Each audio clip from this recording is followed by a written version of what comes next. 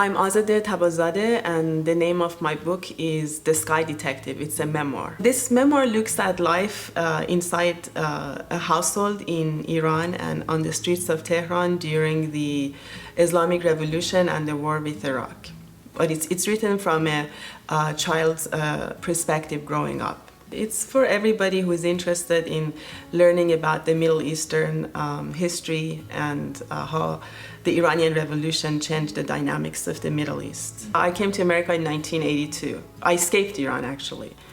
That's part of the book, talks about, the path that we took to get here. When I came here, I got a PhD in chemistry from UCLA, and at the time I got a chance to work in the Department of Atmospheric Science. They were doing a lot of studies on the ozone hole, so I was one of the scientists who studied and identified the clouds and the chemistry that destroys the ozone layer. And then I followed that up by going to NASA and working on a lot of field missions and satellite observations. After that, I accepted a position at Stanford. I worked in the geophysics department, was teaching and doing research.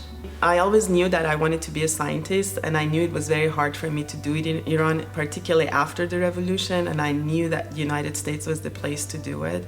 So I wanted just to inspire young women to pursue their dreams, because I had to go through some bumpy road to get, to where I got in the end. But it's just, if you believe in yourself, anything is possible.